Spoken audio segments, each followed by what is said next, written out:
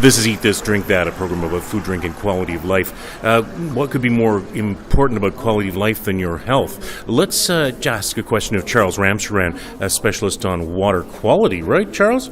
That's correct. Charles, what's tonight all about? We're talking about salt. And salt table impacts. Salt? Table salt is something that you eat. This is salt that's coming in through your water. So how does that, like, in our lakes? Yeah. How does that affect us? What basically happens is somebody throws salt on the road or in their driveway, and it gets washed into a lake that you're drinking the water from. Like, which lake are we drinking water from? This is Ramsey Lake, and there are about 50,000 people that are drinking the water. And it's at a sodium level now that is of concern. So if you're on a sodium-restricted diet, your MD will be recommending to you that you have to take into account how much water you're drinking from Ramsey. But aren't we supposed to drink 8 glasses of water a day? I'm not sure how much water you want to drink, yeah. but if it's got sodium in it, then yes, we've got another problem. Now this is something that's not removed by the David Street water plant. Can it be removed?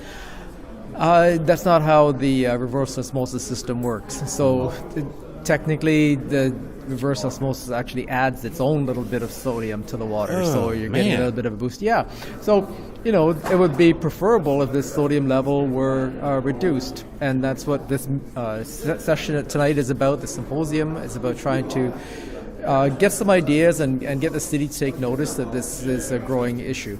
We're here at Living with Lakes. How many people turned out for this evening's meeting? I was surprised. The parking lot was full. I couldn't find a spot.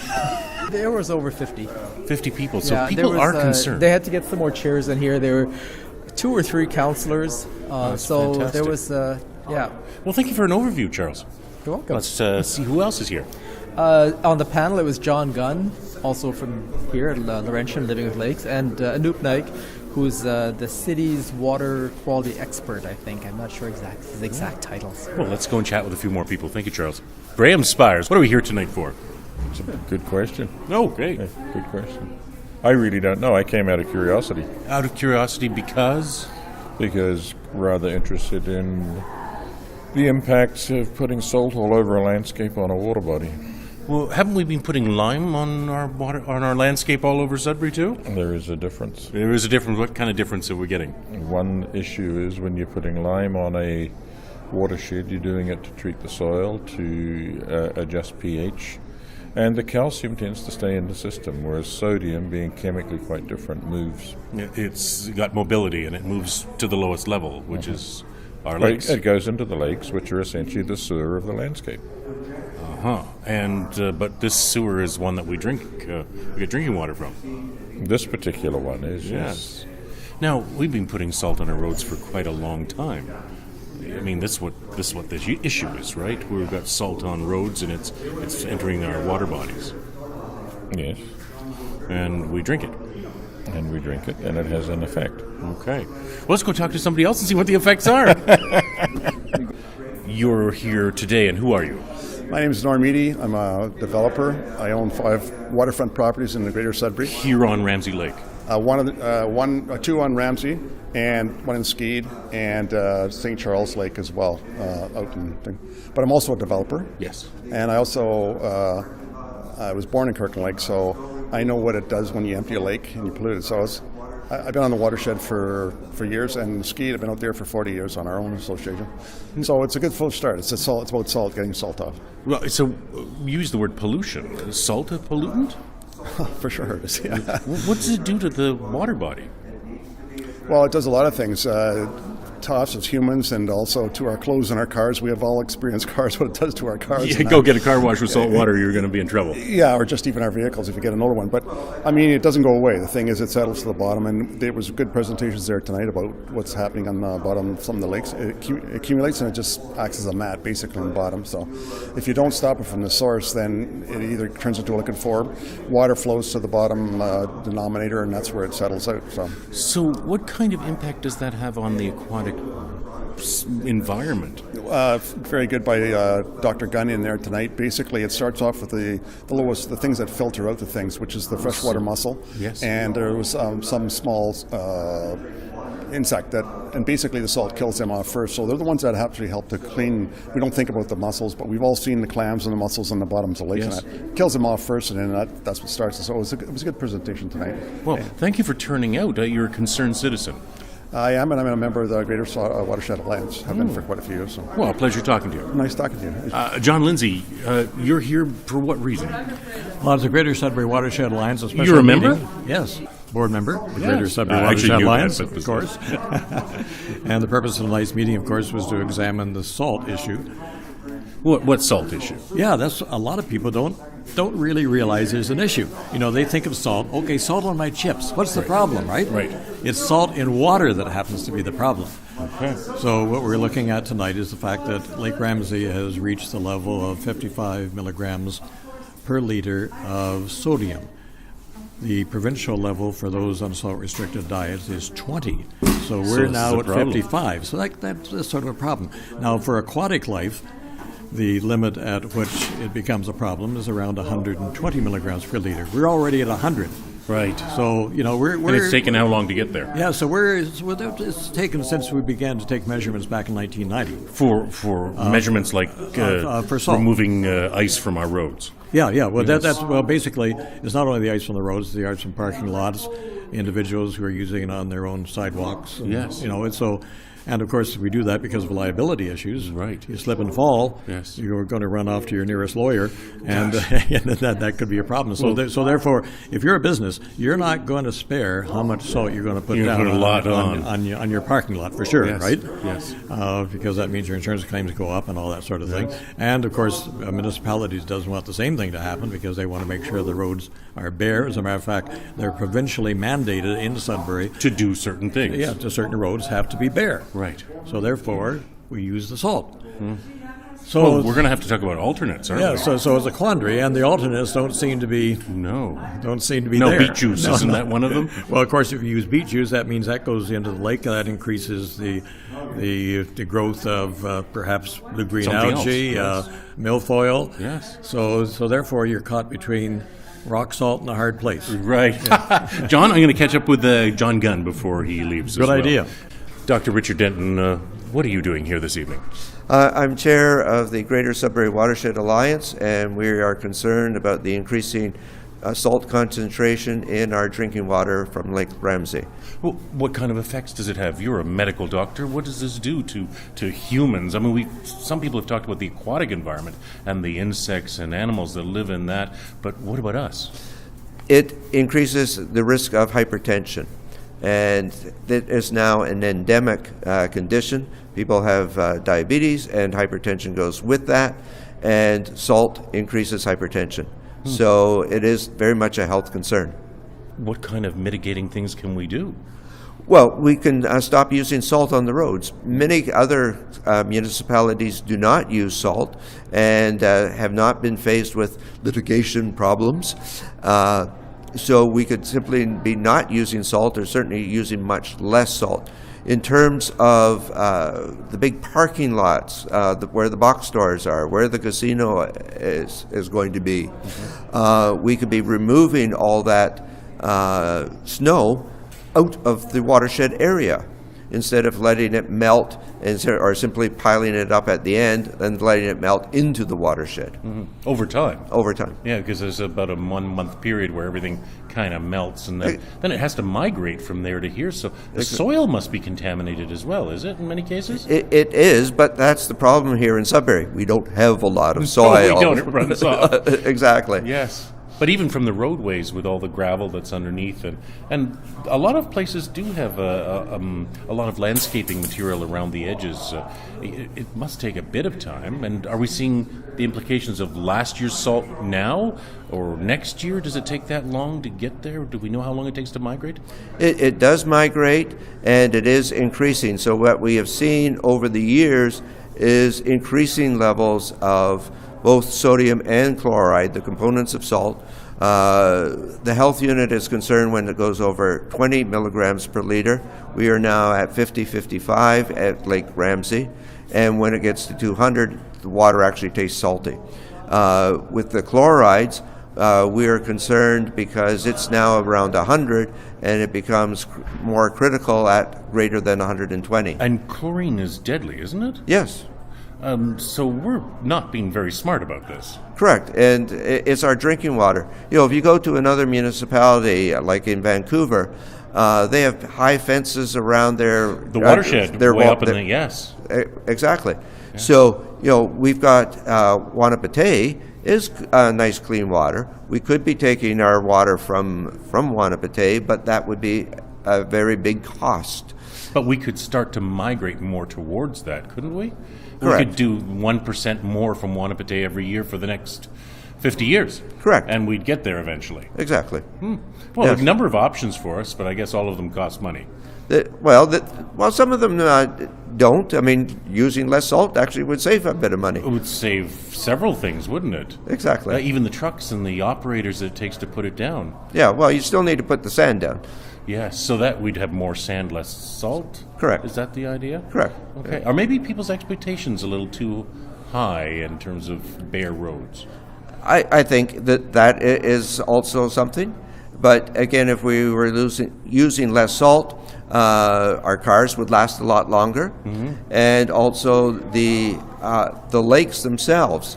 When the salt concentration in the lakes goes up, the visibility in the lake decreases, and that decreases property values. And that means that the town then loses in tax dollars. Right. Oh, so many implications. Thank you for your time, Richard. Hey, no problem. Lionel Rudd, you were a participant in today's activities. Lionel, what were people here for tonight? Answers? Well, yes and no.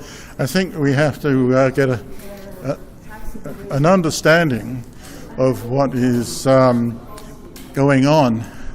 And the thing is, we're looking for perhaps a very complex problem, because the salt on our highways is there because of transportation. So therefore you have to sort of drill down as to why we are putting salt on our roads. Right. We want a quality of life, which means getting stuff to us from wherever on time every day. That's right, yeah. And also we have to get around. So what we are hinged to is the technology that we use to accomplish those things. Car, bus, truck.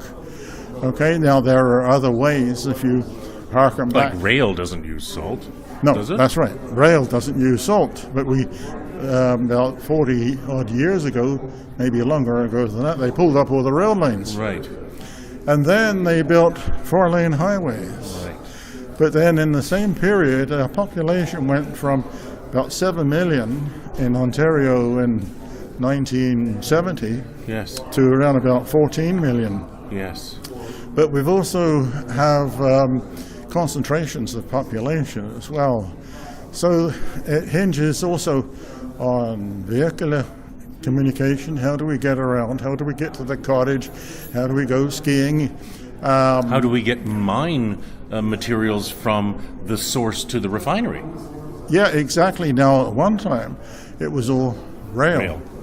All right, so you have to look at how and why society, that means everybody from politicians to civil servants to technical people, consultants, or you name it, have condoned the direction. The expansion of roads. Exactly. Yes. But it has such implications for you and I, you as a senior citizen, hypertension, higher sodium content. Yeah, but look at that as a symptom.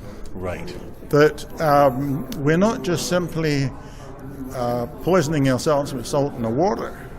We're also adding additional burdens to our lifestyle. For instance... and our health care.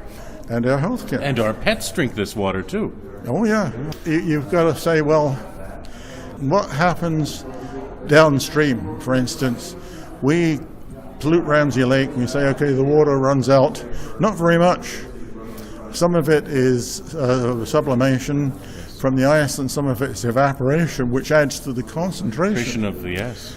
However, whatever salt goes into the system ends up in the Great Lakes. Eventually, yes. One of the world's greatest freshwater sources that ultimately can provide fresh water to 400 million people.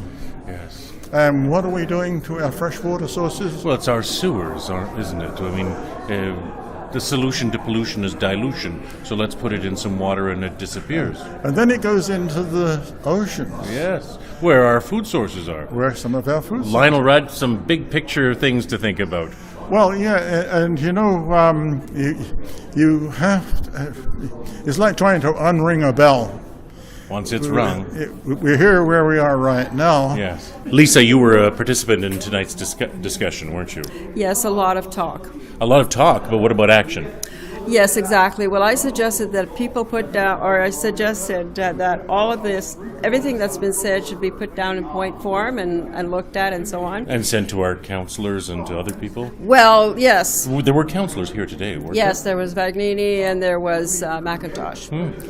And then I would also like, are we going to have so much development around Lake Wanapitei that it's going to end up like Ramsey Lake? The only thing is, of course, it's a crater and it's very deep. It's very deep, yes. But it's still going to have all kinds of, I don't know. I have no idea. I don't know either. And then... but who can predict what it's going to be 50 years from now? The other thing that I did want to say, and which I already mentioned to Kerwin at another consult, was that I like to have 2 inches of snow on the sidewalk so I can walk on it. I dread when I see the sidewalk it's all plow glossy coming. and glassy, yes. I end up walking on the road. Yes. Yes. Now, you use an assistive device, Yes, don't I you? do. Yeah. That's from shoveling too many driveways because as my councillor Cormier said, there's snow pushing rather than snow plowing. Now, when you talked about Ice Age and the rest, we're talking big picture here. I mean, humans, the Anthropocene, we are affecting the environment, the climate, the globe. Now, yes, putting salt but down may it's just also, be a small thing. It's also cyclic.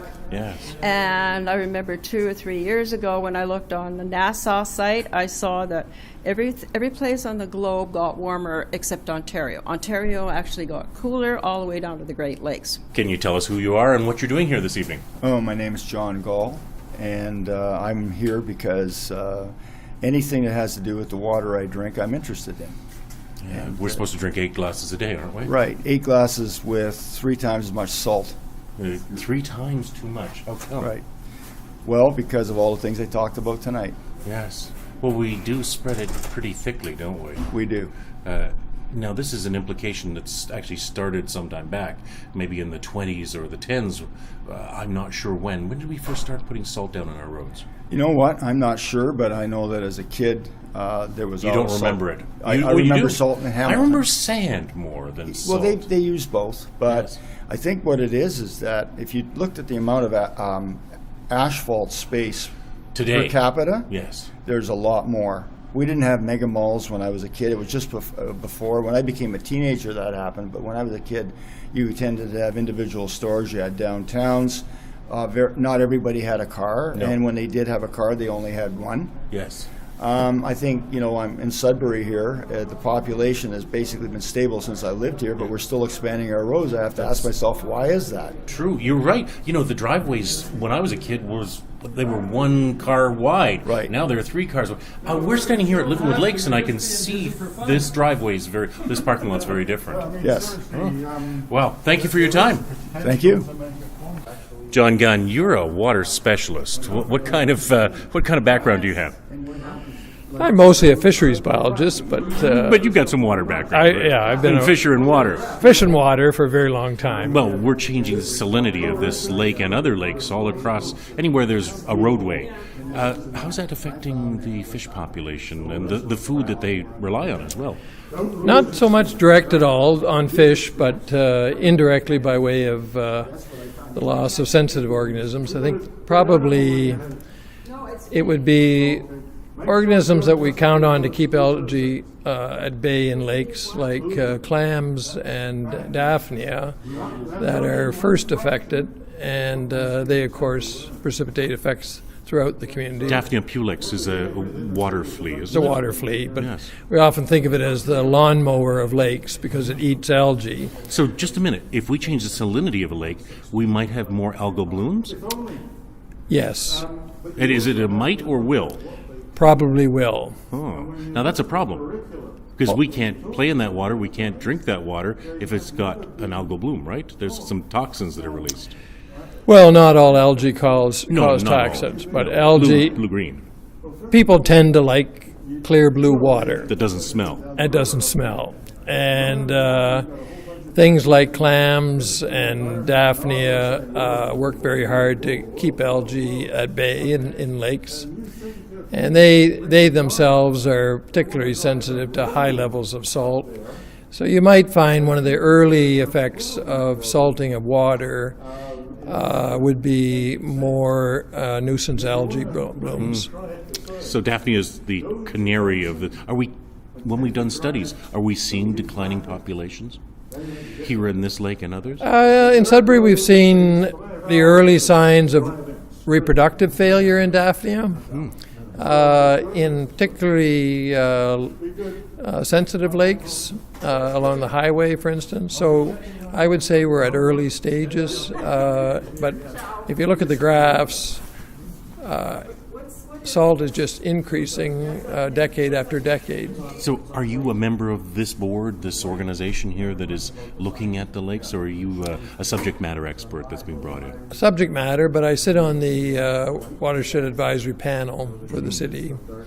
So tonight was their night of inviting speakers, but it's a lot of... Which included you, I understand. Yep, but it was a lot of different interest groups from health to... Was cycling here? I'm sure they should have been here too. They could have been here. I didn't hear any from them. But even gardening, if we draw water from this lake and put it on our gardens, that changes... Well, the effects are more direct. Everybody sees the salt spray killing plants along the highway. Yes. Those visible things people generally know about. They try to put burlap on trees to protect them, and we know that there's a salt spray along every highway. But we really haven't started to make the connection to water and to you and I, and to reaching those critical sodium levels in water that hearts like to see or not see too much of. So I think we're talking high blood pressure, right? Yeah. So you're seeing our downtown drinking water supply exceeding the recommended levels for sodium. Is this true of other cities as well? Oh, yes. So quite a few cities, not just in Ontario or Northern Ontario, across Canada. Yeah, I'm not sure, and there was one question from the audience there, is the placement of drinking water reservoirs is very strategic. Yes. And roads and other things tend not to be in their area. Right. So I know, for instance, the drinking water supply at Halifax or other places is or well the out of the Soup city. Reservoir up above Victoria. Yeah. Yes. I suspect those are more protected from road salt than our situation is. So. Absolutely. Well, John Gunn, you are a subject matter expert, somebody that I've admired for years, and we all have. Thank you very much for providing some insight into what's going on here. John, just a quick wrap up here. This all has some implication to our quality of life, doesn't it? And perhaps our longevity. It's all quality of life. And, we've been told that how we can make our community great is to make it more livable. And why people would come to Sudbury more than going to any other community. But if we have high salt levels in our water, people might not come here. Is that the linkage that you're making? Yeah, obviously. If your water body is going to be at such a level that eventually it's going to taste like the Dead Sea, in other words, you're not going to be able to drink out of it because the concentrations of salt are going to be such that it's going to actually taste salty. Are you going to go to that community, or are you going to go to one where you're going to have healthier environment? Now, unfortunately, across the country, Sudbury is unique in the fact that we do have so many lakes. We do have the opportunity to become a very livable community, but we have to watch what we're doing to the environment. And right now it seems like we may not be heading in the right direction. One of my main concerns is the fact that we have a watershed study going on at the present time, and according to what we've learned so far from the study is they're not really concerned about the salt levels. But we had two councillors here this evening. That's right. So the message is getting to them. The question is it getting down to those who are doing the watershed study? Right, of And course. that doesn't appear to be the case. They wouldn't come out to our meeting tonight. We asked But them we're to come. educating even the drivers of trucks who deliver the salt to, I believe there is a program to educate them about how they're delivering the salt to the roadway. That's right. And mind you, all these efforts, and I think Dr. Gunn mentioned that, we really have no real solution. So even if we were to cut down the use of salt by, let's say, 10, maybe 20%, at the quarter of what we're using now, Yes. that still means that In incrementally 200 over years. time, Yes, you're going to be looking at... But it's easy to say for you and I it's not going to make any difference. Yeah, that's Maybe true. for you more than... But in Lake Simcoe, where they're already looking at chloride levels at 50 milligrams per liter, we are at 100. They're looking at 50 milligrams per liter, and what's going to happen by the year 2130. They're looking that far ahead and being concerned. So we should be too. We're not looking... Sudbury hasn't been around that long. Let's ask the question. So municipal administrators or councillors were here. Does this get to provincial because water, and then federal because water is a federal responsibility? I think if I can use just a little example here, on 2nd Avenue, we were concerned about the salt loading on 2nd Avenue. We wrote to the Minister of the Environment, and they wrote back to the city asking them to prepare a paper. What are they actually doing? So they prepared a paper. We looked at that particular paper, and in that paper they indicated how much salt they were putting on the roadway. We looked How many at tons was it? Well, we looked at the surface area, Yes. what it was prior to the widening of the roadway, which was unnecessary in our opinion. They widened it 3 times. They went from 2 lanes to a 5-lane roadway, basically. And what they did was really add 5 more tons of salt per year to the environment because of the fact that if you can go over there and look. You can look at the roadway. You can compare, and we have photographs from before the roadway was widened to now. And it's completely clear because all the salt has been put down necessary for the increased. They went from 7,500 square meters to 27,500 square meters. And of course, you have to use the corresponding amount of salt. And what happened, we asked the ministry, okay, isn't this obvious what's happening? And they wrote back to us and said, well, the city provided a report.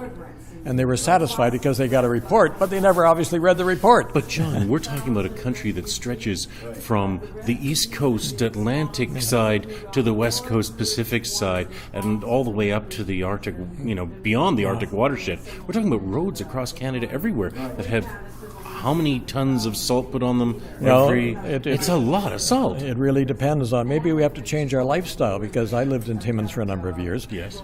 No salt at all on the roads in Timmins. Still today? Well, at least when I lived there. Of course, that's going back quite a few years, right? Better get on the phone and give them a call. Yeah, you can give them a call. But I know at that particular time, all the roads were packed. Snow packed, yes. and some and we sand drove used accordingly. Yeah, we drove accordingly, and I understand that's the same thing in Alberta. Mind you, in Alberta, the accident rates are higher than they are here because of the fact that the roads aren't bare.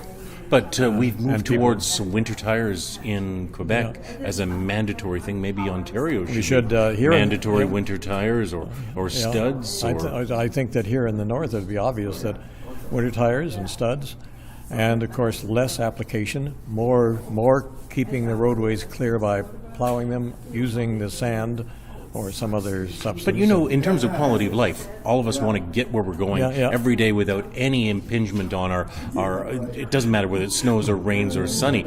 But so maybe we should be saying, you know what?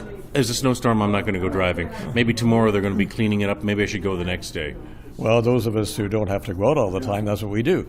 If it's a bad day, we're not out Stay there. home. But nevertheless, if you do have to go out, you want to go out and you want the environment to be relatively safe. The question is, am I going to go 80 kilometers an hour or am I going to go 40? Well, John Lindsay, in terms of quality of life and this program, Eat This, Drink That.